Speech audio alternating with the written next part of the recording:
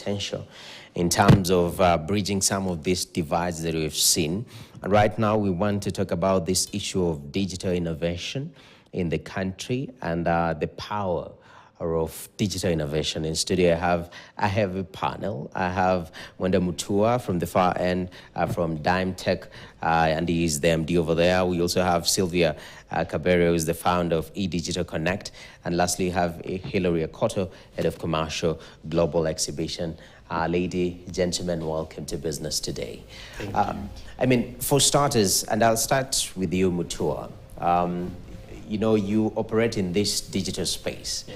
It is one of those, it's ever hot topic when you talk about digitization, yeah? I mean, sometimes I feel people just slap it all over the place, yeah? But talk to me, what is actually real digitization and what is pseudo digitization? What is real and what is not real when you talk about digitization? Thank you very much for having us this afternoon. And I would like to start from where the president has left it. Ukifinya computer pesa inatoka, you know? Everybody has made fun of this. But I'll tell you, it's for real. It's for real because now in the digital space, many people are making money online, you know, from different spaces. But I hear what you're saying because when you talk of digitization, question is, what is it exactly? And some people think it's an animal that is somewhere that you don't know how to approach it. But I'll take it from a simple innovation like M-Pesa. Mobile money, that is our own innovation. And you just need to travel outside the country for you to get to appreciate mobile money. You travel outside, you forget your wallet at the hotel, you go to a restaurant, and that's when you remember, oh, at home I don't have to worry about my credit card. I don't have to worry about my, my money from the bank. I just use mobile money, whether I have money or not. And that is just one of the innovations that we've done as a country. Now, when you go to the agriculture sector, there's great innovation. Right now, farmers are able to connect to the markets at the comfort of their farm. They're able to get what pesticide to use at the comfort of their farm using applications, using mobile applications. Companies now, you know, when I was growing up, I used to walk around with an album full of DVDs, softwares. I was the software guru. And I would just come and, get into your computer. I'll put from the OS all the way to all other systems that require QuickBooks and all those other softwares. But I think, anyway, God was preparing me for my future career. Now we are giving businesses solutions through CRMs, ERPs, and all these are innovations that have been made. And now there are many different frameworks, even online, for these solutions that our local developers, they don't have to create, for instance, an ERP from scratch. They can get a framework from, let's say, ERP Next or whichever it is, and they'll give a business a solution that is legit. So you don't have to keep on cracking and using cracked softwares, and that is the beauty of innovation. Wow. Sylvia, sometimes I see we talk about network penetration in this country. We talk about smartphones. And that actually sort of is very close to when we have this discussion about digitization.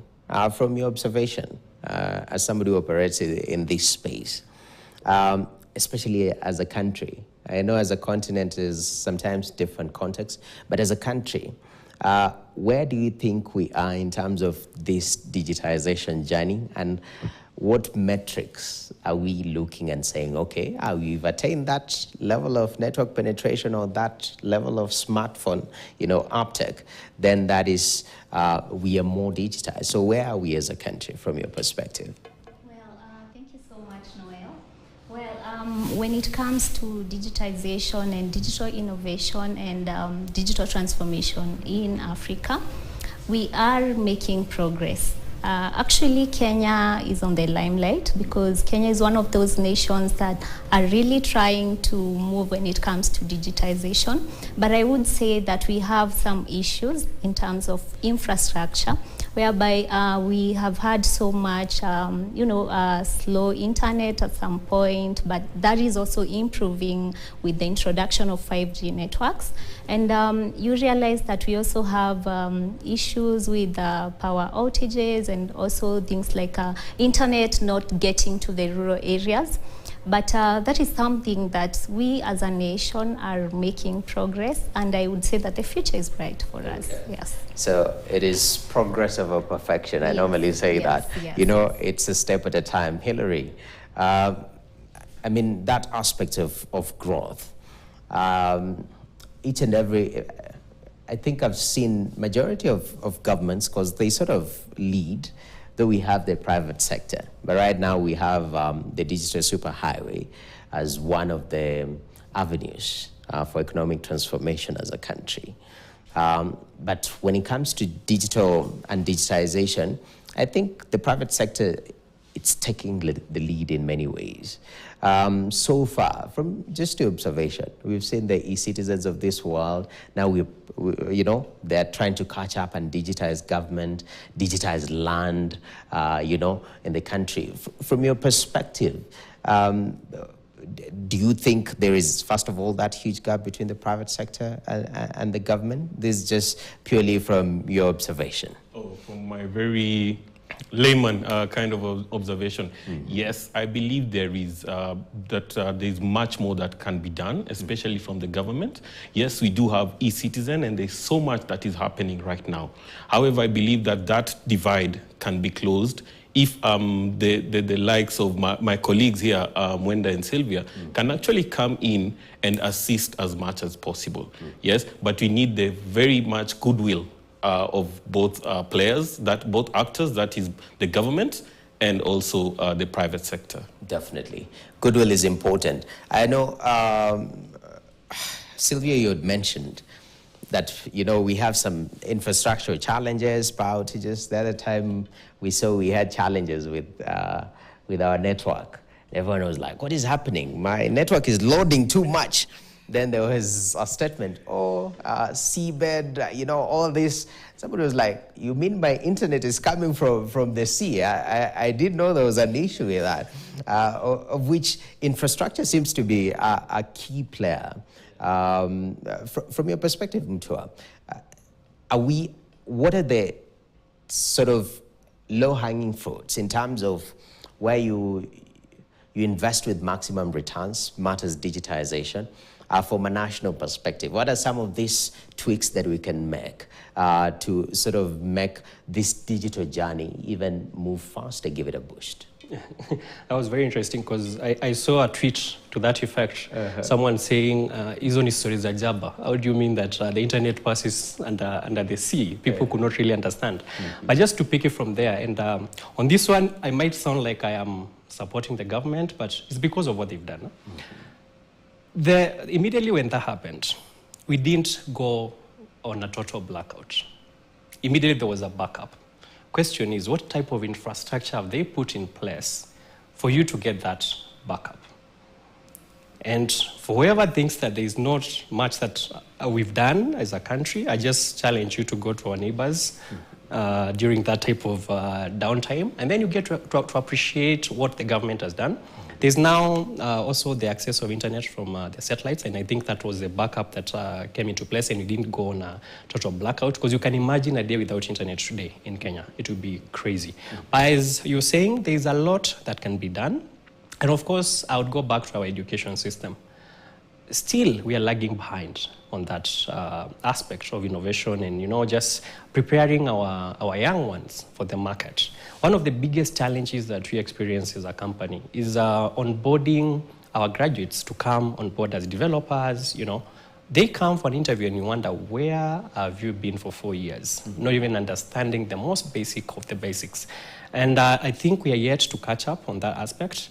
But again, I really appreciate the conversation that we're having right now on innovation and the digital highway, because that is the way to go. Okay. That is the way to go. So for me, I think the education sector has lagged behind. I don't know why. Okay. Because out here in the corporate world, in the government space, you've seen, I think this year alone, the president has been to 2 major summits related to technology, and there's another one coming up. You know, the conversation is happening, you know, between government and the private sector. Okay. But when it comes to the education sector, where we are getting our young ones prepared to come on board, we are not doing much on that area. Definitely. Sylvia, I mean, do you also experience the same? Do you think there's a gap in terms of human resource development to properly utilize these avenues that we call, tech and digitization? Right now, we are in the age of artificial intelligence. And the conversation has been, okay, is it replacing human beings, or what will happen? And there's that talk about you can learn to use AI. So in terms of human development, especially that human resource as a people, what do you think needs to be done other than sealing that gap of education system? Is it time that all of us go to YouTube University and decide? I learned coding for a week, my friend, and I was like, I started respecting coders. But talk to me about what can be done in that aspect of human development, human resource development. All right, that's a really good question. And yes, there is a very, very big gap when it comes to knowledge and skill development to, so that our continent can get to a point where we can now say we are at a good place in digital transformation. Mm-hmm. And one of the things that we can do as a nation is to foster ecosystems like eDigital Connect and the rest that can educate the young people about, the various skills that they can go out there and explore in technology, because the schools will teach you the theory, but now when you come out here, you need to use that knowledge. Where do you start? So those are some of the things that we can do by, creating ecosystems that can foster digital transformation education, especially for the young people at the university level, because that is now where we have so many people graduating. They come out here, they want to commit suicide because there are no jobs. But come to think of it, there are so many opportunities that are unexplored in the digital and technology sector, and it's all because there is a knowledge gap. People do not know that you can become an ethical hacker and make money out of it, and as well as help digitize our nation. So these are some of the things that we can do. Definitely. Yes. Hillary, this eDigital Connect Summit is domiciled under the China Trade Week. And that aspect that we've just talked, human capital development, now we live in a globalized society, yeah? What happens in one jurisdiction kind of finds us here. And I think even in terms of that technological gap, there is so much opportunity to learn from one country or one jurisdiction to the other. Talk to me about these collaborations and the potential to learn and tap into those maybe who are more developed than us. Like, what can that do to our digitization journey and the whole landscape in terms of cross-country or cross-regional collaborations? Fantastic. That's a very good question. First, to CTW Kenya, of course, it's one of the largest B2B engagement trade platforms that is taking place. So for us, it was a no-brainer to want to work with the eDigital Summit. And when we talk of CTW, what does it entail? About 60% of all the exhibitors are from China. Now, when you're talking about digitization, when you're talking about the digital world, I think China plays a very, very big role in this. Yes, any opportunity for us to be able to work with the eDigital Summit and to bring them on board and also work with some of these exhibitors that are coming here, all of them from China. I believe it creates a very, very good opportunity for them to be able to scale up, learn from them, and see where the story goes. So it's a start, but I feel that it has a very bright future. Definitely. Very important. We want to take a short break. When we come back, we'll delve deeper into this issue of the Digital Connect Summit. How they plan themselves. Sometimes we have summits and, we just go there for 2-3 days, have a good time, have some tea and lunch. And then we come back, somebody, what happened? They're like, the tea was nice. We are talking about content. So have they planned themselves? What are they hoping to address? That's some of the issues that we look after this break. But